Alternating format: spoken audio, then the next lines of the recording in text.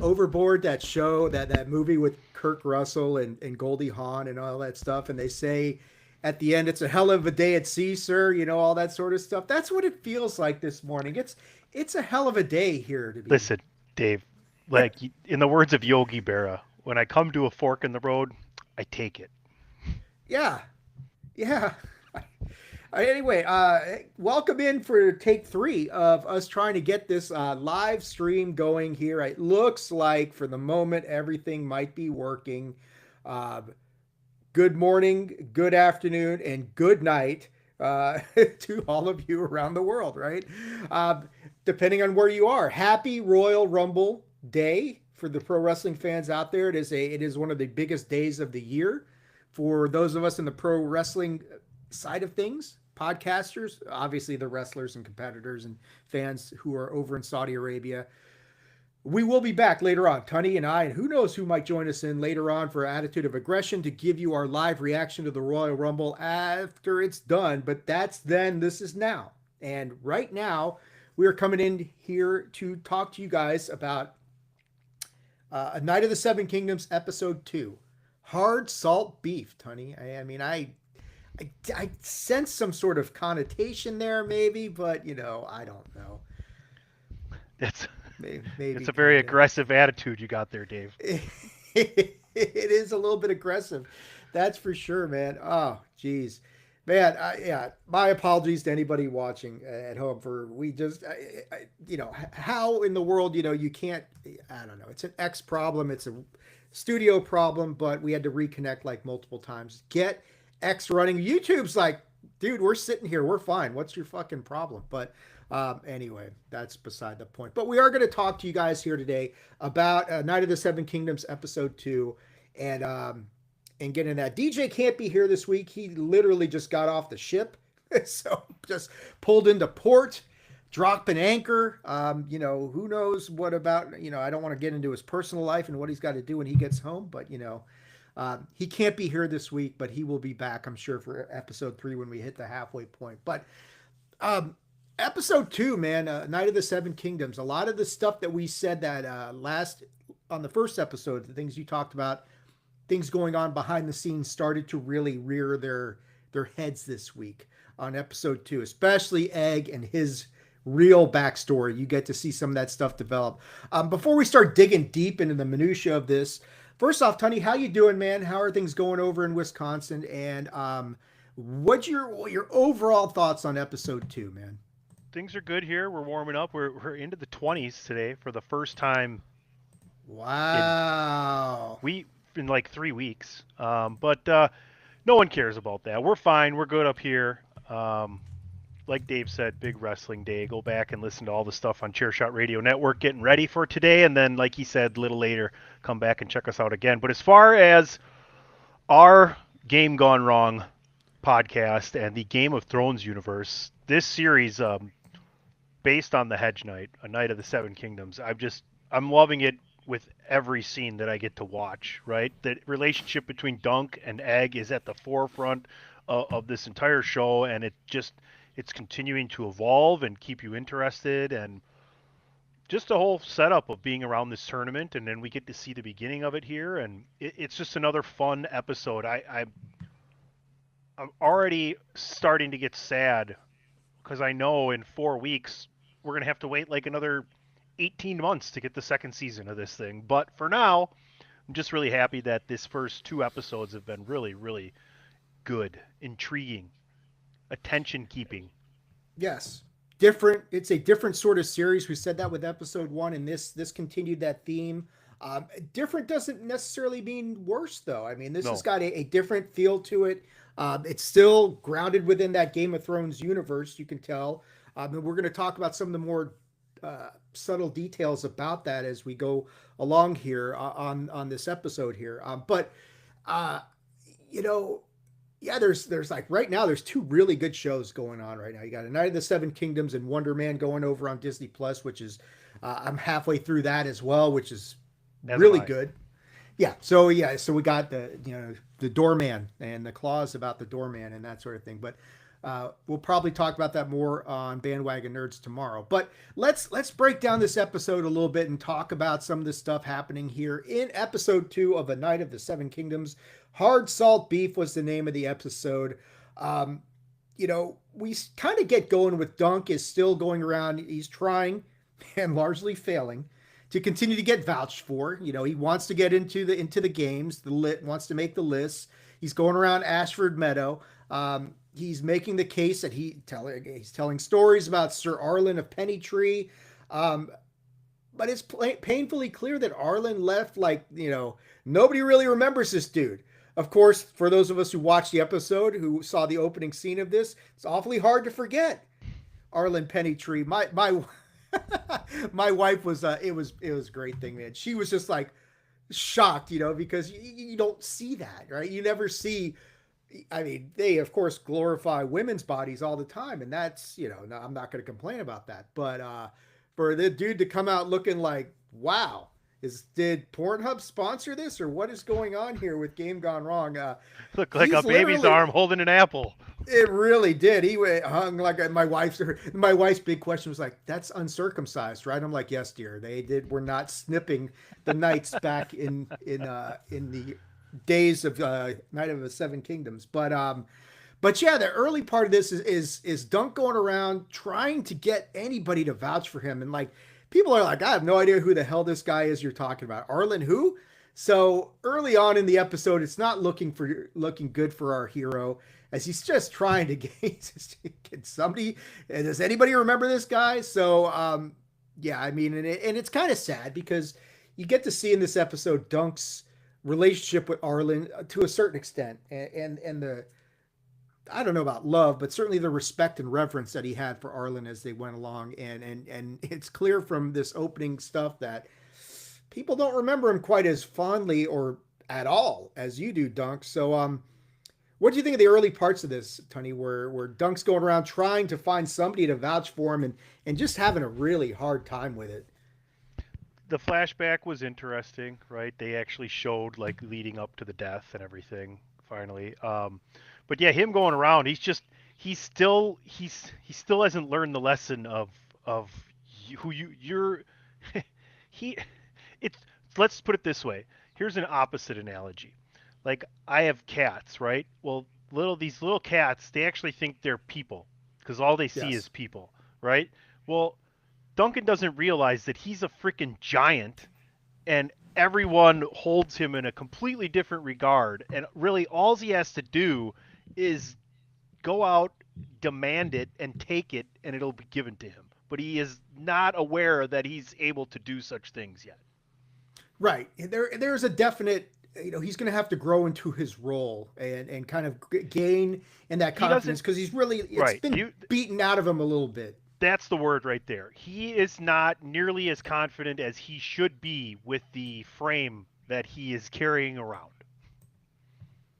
Yeah, exactly. I mean, that is a great way to put it. And there's certain people who are imploring him, hey, step into the role. Even Egg kind of gets on him a little bit as we go along, but it's something he's going to have to grow into, and that's okay. Big moment happens early on in this episode. The Targaryens arrive. Sans dragons. There's no dragons here other than the paper mache one that spits fire. But the Targaryens show up. Yeah, and there's no dragons, but there's an aura. The kids love to use the word aura to describe things.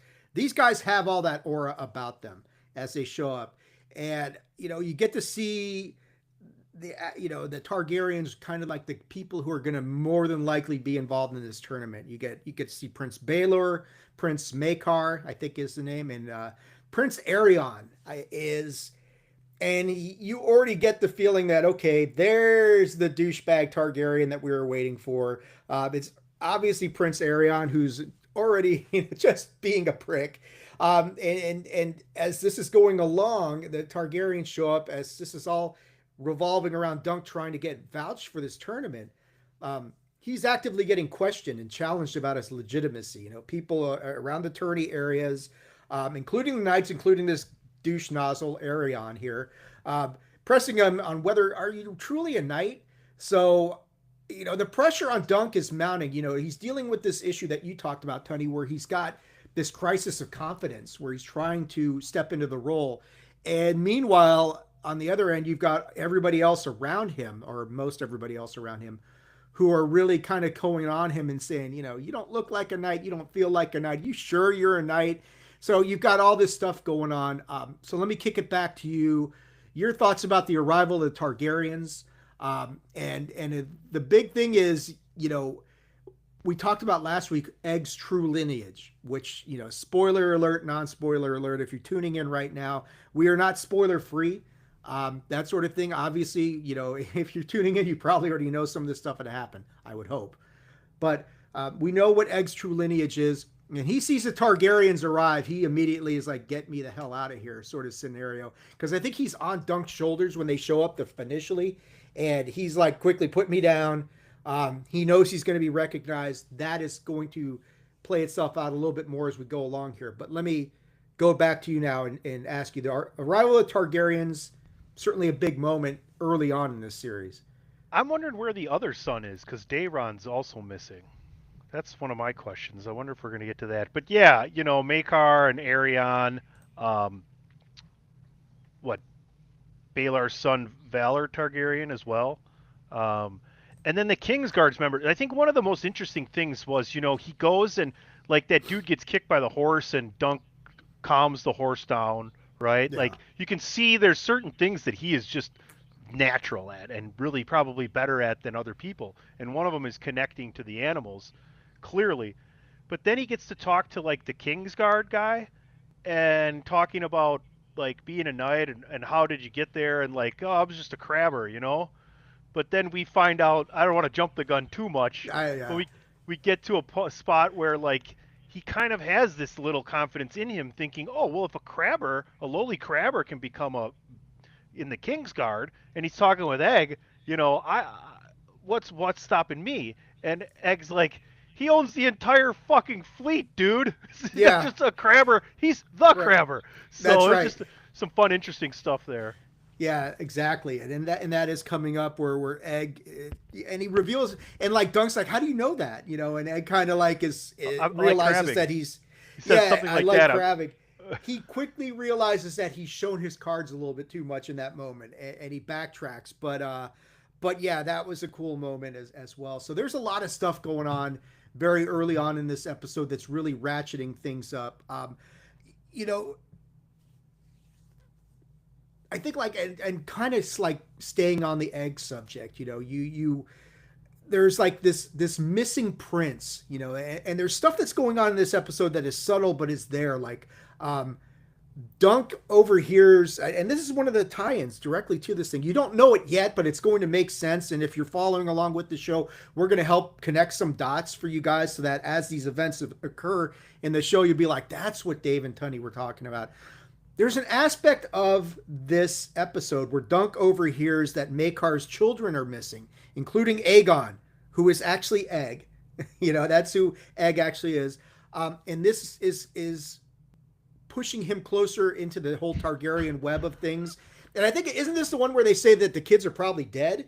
And he goes like in closing or something, after the whole thing of being like him being caught eavesdropping and coming in, and like the whole experience ended up being really positive for him. He puts his foot in his mouth once again. Like we talked about some of the things he's good at.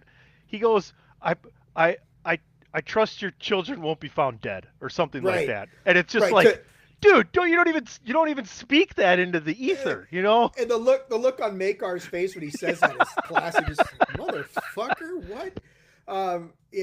But it's interesting because the kids aren't dead. One of them's there in the camp, and so where Maekar is probably thinking something may have terrible befallen his children. One of them's there in the camp right now. He just doesn't know it yet, and that's Egg. But the big moment of this scene that you're talking about, as subtle as that is, and that's a smaller part of the whole grand story, that the Maekar's kids are missing, and they're not dead, they're just in a different place right under your nose.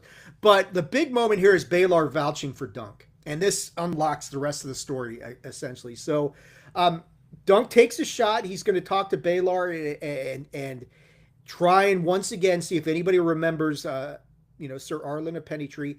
Baelor does remember him, and he agrees to vouch for Dunk so that he can enter the tourney.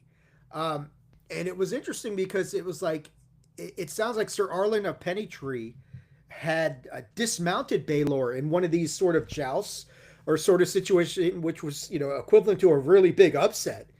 And I think Makar's like, you're gonna let him in just because this guy got lucky and unseated you from your horse. How many years ago was this? And Baelor quickly emerges as like a stand up dude in Yeah, this scene, 100%. and got somebody who's gonna maybe buck the trend of his own family a little bit. Realizes there's something because not all the Targaryens are batshit crazy or power hungry or want to dominate the world. There's a few here and there who have values, and Baelor is one of them.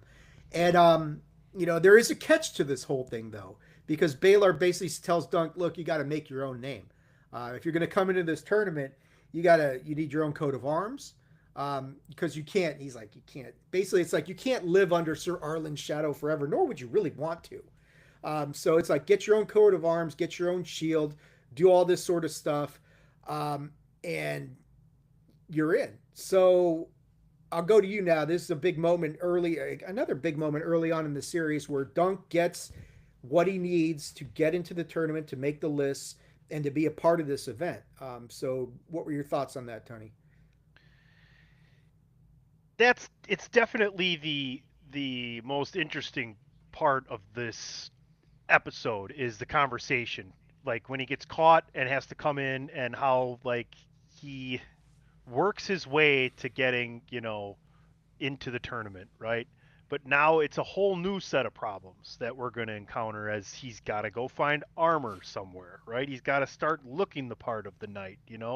Um, I think there's other things that are going to start to cross his mind as we get towards the end of this episode as well. But like, the journey is really just the real battle to get into the tournament now has begun, right? First you needed permission, now you need the resources, and unfortunately he's got to do something that he does not want to do. Right, right. And this has obviously bigger implications because we get the scene with him and Egg and Tansel, who he goes to Tansel because she's a very skilled artist, and is asking to draw the coat of arms and that sort of thing on the shield. The new sigil or whatever. Yeah, the new sigil, exactly. And Dunk has he's got no clue what to do. It's Egg who comes up with the idea of the what is it, an elm tree and oak tree. Oak tree. I think it's an oak. Or is it oak or elm? I don't know. It might be elm. I'm not sure. Let me ask Grok. Yeah, ask Grok if it's an elm or an oak. I thought it was elm, but it's Egg who comes up with this idea, and Tansel agrees to do this. And this is kind of, you feel it early on. Okay, this is Dunk's romantic interest, and this is where he gets his way in to getting closer to her, and their relationship, which you got to figure is always going to further and blossom. And of course, it's Game of Thrones, so you're like, I hope it doesn't end too quick in the most disappointing way possible. But it is an important moment because you get to see this relationship, and Dunk he's massively sweet but very awkward. And it's not just, as far as his relations with the rest of the townsfolk, it is clearly with Tansel, who he's smitten with, as we said in the first episode. But anyway, you're right again. You're right again, Dave. It happens. It's but rare. we also need a shooting star above it.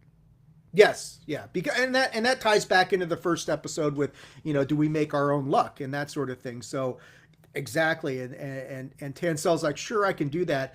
The other aspect of things is like he's got to get his own coat of arms, and he goes to the blacksmith in Ashford and talks to him, and the blacksmith's like, sure, I'll do it for X amount of dollars. Well, Dunk doesn't have like that kind of money. It was like 800. 800, right. And Dunk really doesn't have that kind of money. And then I think he's putting his stuff back, and I think the guy says like 600 or something like that. Well, Dunk tells him he can give him 200 and a smaller man's armor.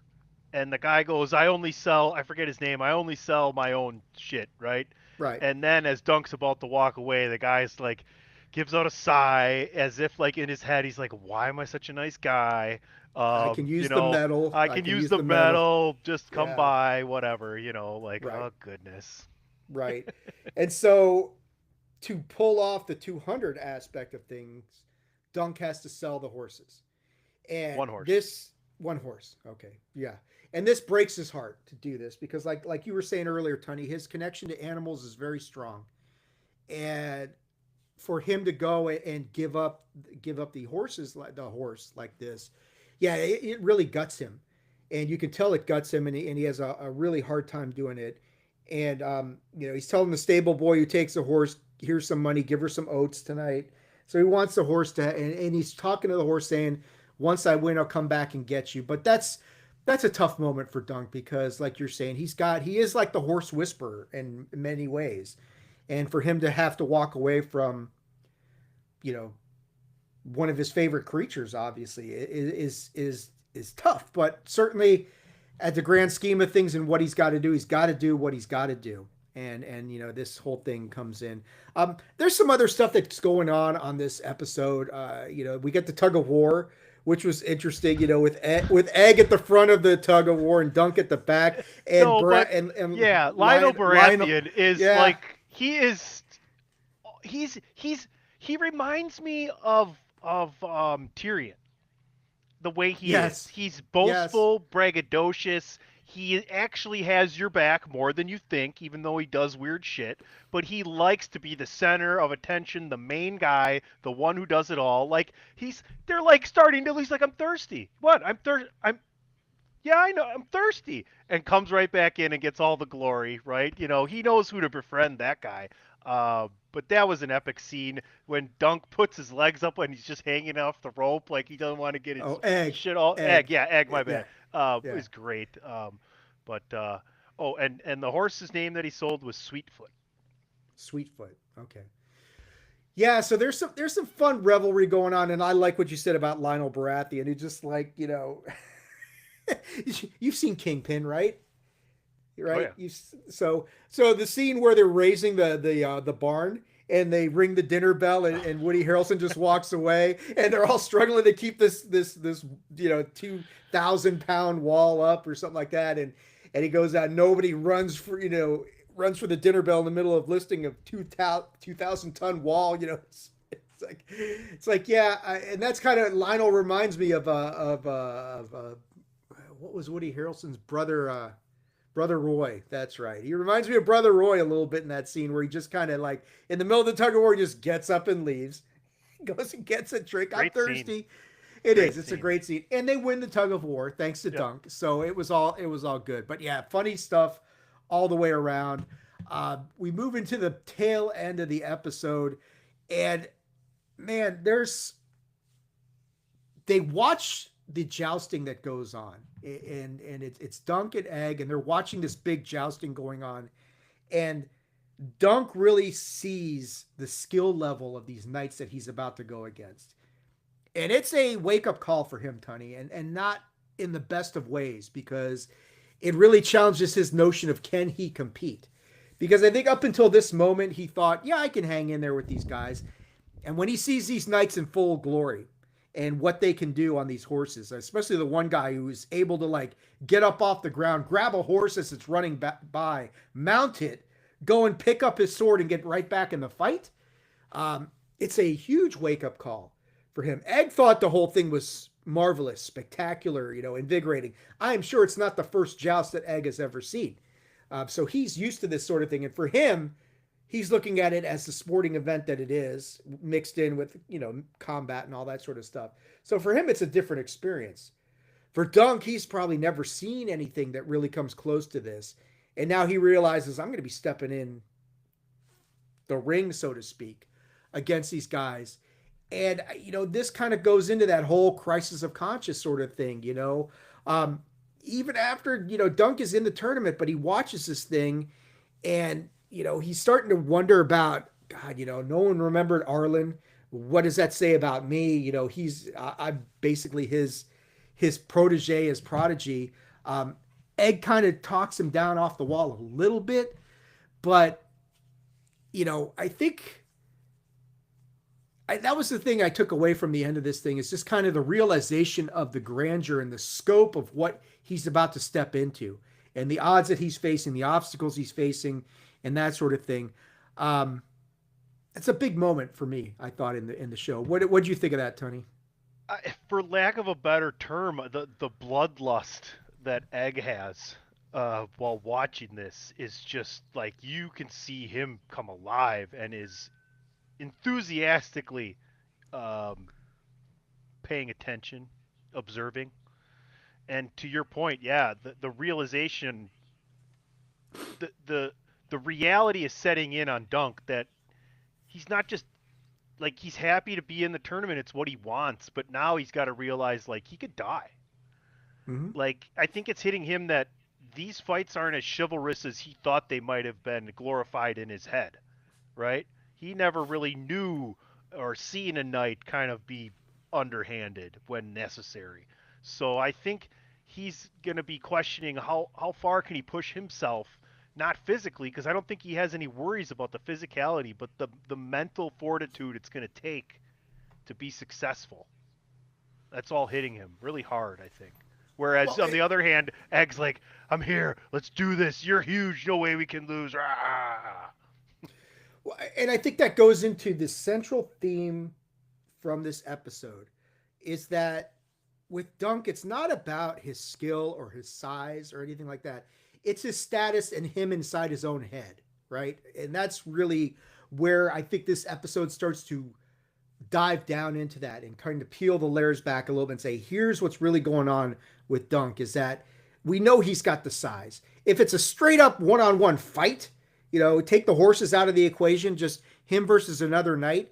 Yeah, he's got a great shot because he's got size and power, and Right. that's What tough to was match. what was Pedro Pascal's character from Dorne that that should have killed the mountain? I can't remember. But Oh yeah, unless you have yeah. fighting skills like that, you're probably going to lose to Dunk one on one.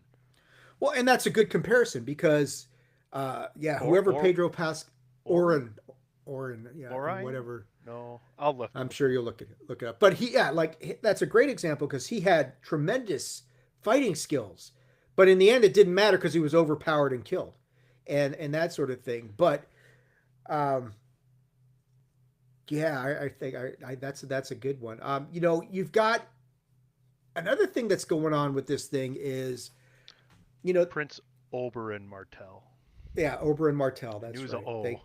It was an O. That's right. Um, Although it seems like this tournament in Ashford seems kind of relatively small by the standards we're used to in the Game of Thrones universe. I think that's kind of a microcosm of what's going on here. Is that a lot of the stuff that happens? It's a smaller scale. We've condensed everything into this one place, whereas Game of Thrones used to be so expansive. It's And it's important enough though to have Targaryens, Baratheons, and Tullys though, right? right, right. It's a small tournament, but the political stuff that's going on in Game of Thrones that makes it so fascinating. It's all here in this real condensed, isolated area. Because yeah, you've got all these families, you've got Targaryens, Baratheons, all these names you're familiar with. So it's like, sure, this tournament may be small in scale, but maybe not in scope because you've got all this other stuff going on. Um, and I think the other thing is Prince Baelor, and this is just stuff that we know that we're going to kind of go ahead a little bit and kind of like and not spoilers per se, but But you know things what, to Dave? keep an eye on. We're watching a show that sits in between two other shows that we've already watched. So we know where we've been. We already know where we're going. So Right. I think it's better if you're a fan, if you're a really big fan, to know why this story's being told and how like think about his new crest, his new sigil on his shield, whatever, right? Like Brienne of Tarth uses a similar type of thing, and it probably directly comes from the success of a hedge knight here, right? Yeah. So, I mean, Yeah. I completely agree with how we're doing this. And listen, folks, if you don't want to know, then come back and listen to everything after you've watched the series or Right. whatever, because we're going to make these connections along the way. Because for us, I Right. think we think it's the smartest way to do it. We want to know more. We want to be more connected because hopefully we're going to get past where we've been as well. So, Right. And I think like along those lines, the Baylor connection is a big moment in this series because it is somebody who's highborn, who's the first one to really vouch for Dunk and say, yeah, this guy belongs here. And it also bucks the trend that, like we were saying earlier, all Targaryens are evil, mentally deranged bastards. Baylor is an example of somebody one of a rarity, like what Danny used to be before things kind of went off the rails with her. But yeah, it is Baylor coming in there. He's got a moral compass, and that's different for a lot of the Targaryens. But he becomes a huge focal point for Dunk as we move forward in this thing. The show's mission state, make your name for yourself, really becomes a mantra in this episode. And that's juxtaposed against the problem that Aerion, who is the polar opposite of Baelor as far as the Targaryens. Now, Aerion, he definitely steers into that whole skid of what we're used to with the Targaryens. And you could tell right away, you know, he, yeah, right off the bat, Aerion, you get the feeling that, okay, his goal is not just to win this tournament, but win it convincingly, dominate, humiliate, basically assert your will and impose your will against everyone and everything else in this tournament and probably in that village as well. When it comes right down to it, Ariad is one of those dominating guys who, Daemon Lannister, who I think they even mentioned him in this episode, right? From House of the Dragon. Daemon is one of the, I think he gets mentioned. Daemon Targaryen, you mean? Yeah, right. Yeah, Daemon Targaryen. He gets married and well, I just screwed them all up there. But definitely but not Lannister. No, he's definitely not. But he gets mentioned in this episode in passing, but it's kind of interesting. Um, it's and you just get to see there's already these choices being made, hard decisions having to be made in this episode, especially on Dunk's side, where what do I have to give up to get this opportunity? Which even if he doesn't realize it yet, this is the life-changing opportunity for him, and it's going to define who he is moving forward. So, stuff like that I took away from this. The issue, the stuff with Egg, where you're starting to see his true nature emerge a little bit more. He's still trying to be like super supportive to Dunk and that sort of thing, where it's kind of funny, like he watches Dunk go through all this stuff, right? He go through all these machinations and going around the village trying to get vouched for. Where in reality, Egg probably could have done it for him right off the bat and said, "Yeah, I vouch you." But he's not going to do that. He doesn't want to go home though. Right. He ran away doesn't for want a reason. Like he my doesn't whole want to thing out now, him. thinking is at some point, Dunk's going to be confronted by Targaryens as to why you didn't tell us that you had our son, and he's going to have to go, "I didn't know who he was. He's just some little boy, a little stable boy." But there's just so many cool things happening right now, and you hit it on the head. The difference here, yeah, it's a little bit less, demonstrative, over the top. It's a little more subtle, but at the same time, like the population density of importance, because we're just in this little setting, is really cool. And to me, that's how it's a little bit different. But I'm in love with the characters, the story. I can't wait to see how everything goes with his artist girl that he is falling in love with. I can't wait till we finally get him in a nice set of armor that fits him and how intimidating that's going to look. I think him maybe possibly, I know they don't have mirrors. Maybe he'll be at a lake and see his reflection or something and know how awesome he looks. But yeah, I'm just really looking forward to, we're a third of the way done already, folks. So strap in, hold on. I can't imagine the pace is going to slow down here in the next couple episodes. So No. So the title for episode 3, as far as I could tell, is called The Squire. So I think we get an idea of where we're going with episode 3, and that's going to be heavily Egg centric. I'll throw this to you first, honey. What is your biggest question about episode 3 as we transition from 2 to 3? Like, what are the biggest things you're looking for in this next episode, which does debut tomorrow night on HBO Max?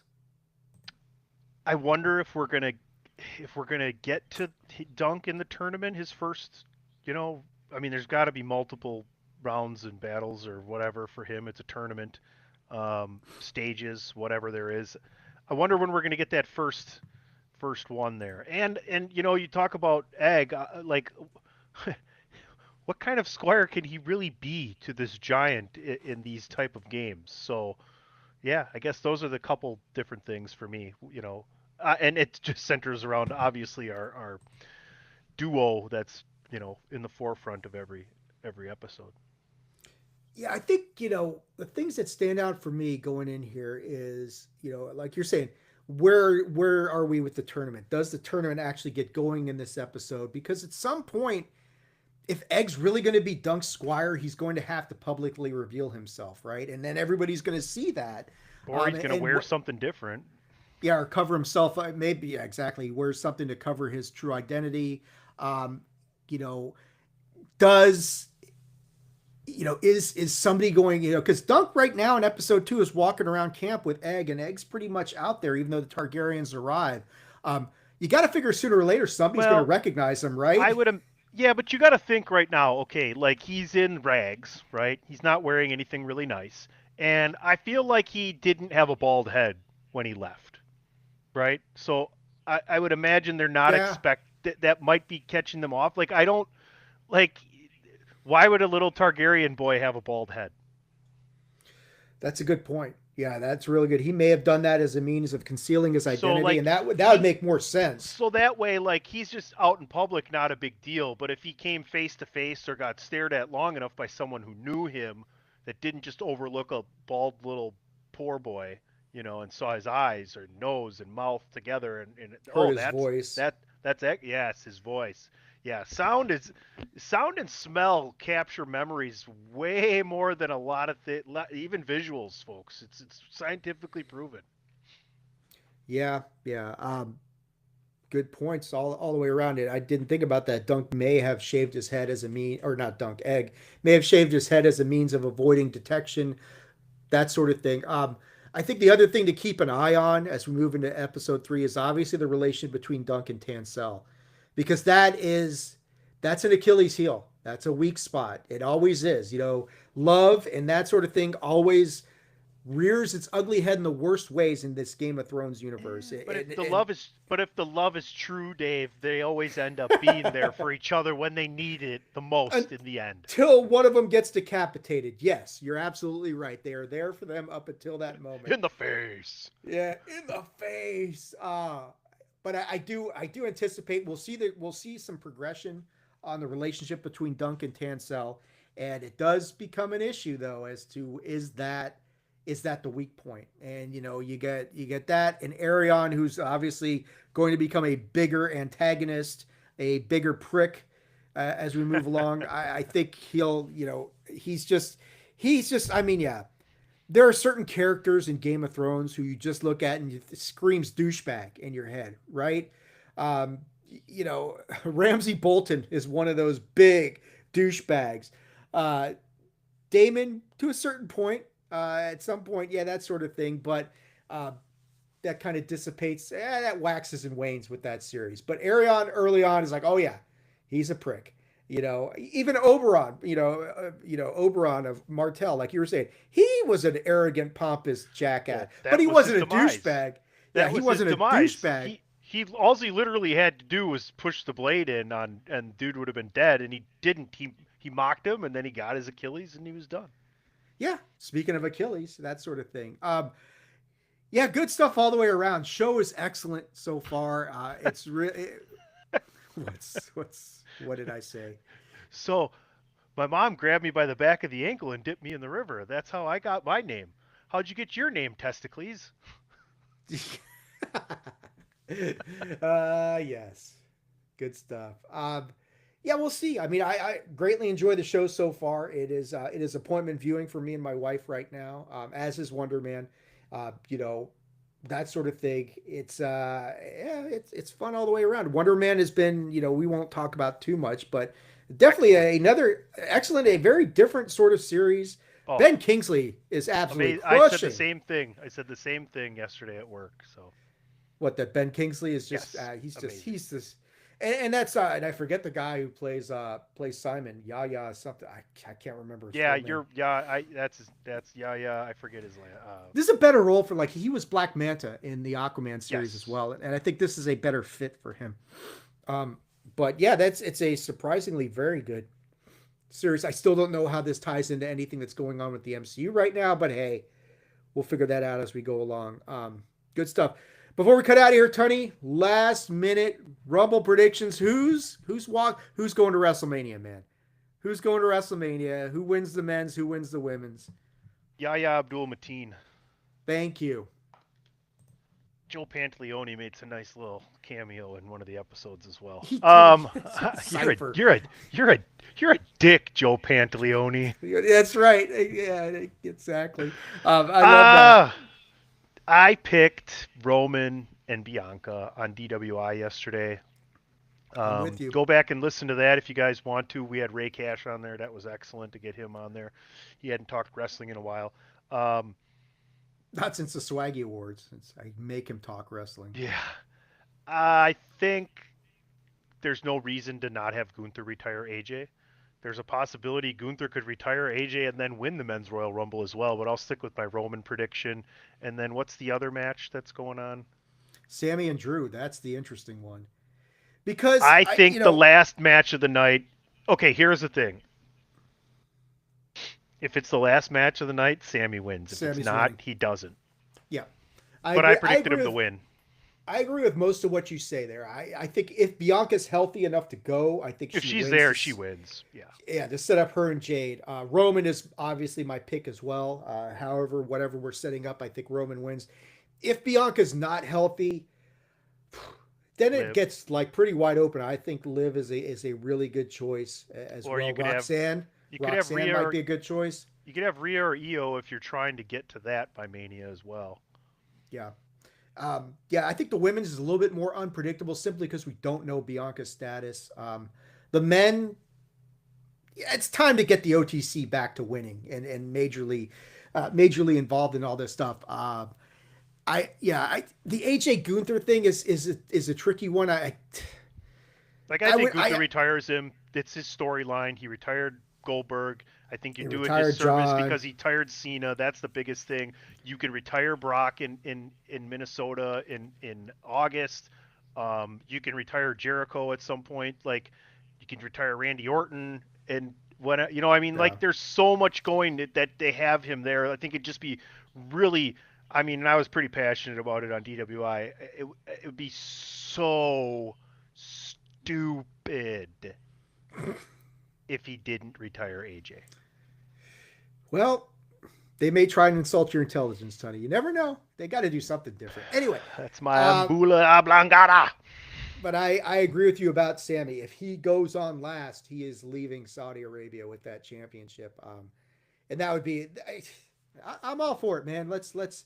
Sami Zayn as the world champion has kind of a nice ring to it. Not the world champion, as the undisputed WWE champion. Yeah, the undisputed WWE champion. I saw CM Punk was doing the countdown show, but people who tuned in for this, they don't care about that. They might. Tony, before They might, and if you do, come back to the same Bat channel, only maybe 15 hours. Minutes, maybe 5, 10, 15 minutes after Royal Rumble finishes. Yeah, we'll be back 4 right hours here. and 15 minutes from now, come back to the same Bat channel. I don't think the show goes that long. I think the show's like 3.5 hours. There's only probably 4 matches. We'll see. Yeah. We'll see. Who knows? Well, they're good. I I'm mean, excited. they're not AEW and throw out 5 and 6 hour pay-per-views. But And folks, I'm going to start drinking when we're done with this podcast, but I waited till then. So I'll be drunk, but I'll be here after the Royal Rumble. Well, maybe we'll both be drunk. It Hey. makes for good podcasting. Tony, let people know where can they check you out on social media. Talk about the chair shot, man. It's back. The social media connection has been. I would love to know the backstory as to how that came into being, but we'll talk about that amongst ourselves. Sure. Yes, follow at Chairshot Media. That's CHAIR, Chair Shot SHOT Media on X, and turn on your notifications, and you'll be notified every time an article or a podcast or a review or analysis brand new link pops up right there, thechairshot.com. But follow me at PC Tunney on X, on other socials as well. But if you want to get my attention, I will respond on X and thechairshot.com. Like I said, prowrestlingtees.com/thechairshot. But of course, right here, you're listening to Attitude of Aggression. Go to the website, folks, attitudeofaggression.com. Dave does a great job over there. He's got it all segmented out, whether you're into UAPs, whether you're into dragons, like we are here talking today, or whether it's wrestling, etc. It sounds like here's one with both. What is this, Saving Silverman, right? But no, follow me at PC Tunney, and please continue to listen to everything me and my bestie here do. Yeah, thank you so much, my friend. As far as me, you can follow me on X at AttitudeAg. That is at AttitudeAGG. Tony already pimped the website, attitudeofaggression.com. Go and check that out. You can check this out on Instagram at Attitude of Aggression, all one word, which auto feeds to the Attitude of Aggression's Facebook page. And yeah, check out the YouTube channel, Attitude of Aggression's YouTube channel, where even stuff that's not coming out through the Attitude of Aggression stream per se is showing up there. Four Corners, Bandwagon Nerds, it's all there on the Attitude of Aggression's YouTube channel. But that's going to do it for this episode. We'll be back, of course, sometime next week to talk about the Squire and see what happens with Dunk and Egg next. Enjoy the Royal Rumble. As Tony said, check back here in about 4-ish hours. Yeah, something like right that. around there. Right around 4 hours from now, we'll be back to give our live recap of the Royal Rumble event. Who's going to WrestleMania in Vegas? We're going to find out in just a few minutes from here. Until next time, enjoy A Night of the Seven Kingdoms. The salted beef is particularly nice. I hear that. Yum, yum, yum, yum, yum, yum, yum, yum. We'll catch you guys soon for next week. DJ will be back next time. You guys enjoy the Royal Rumble. Enjoy Night of the Seven Kingdoms. Enjoy Wonder Man. We will talk to you guys soon.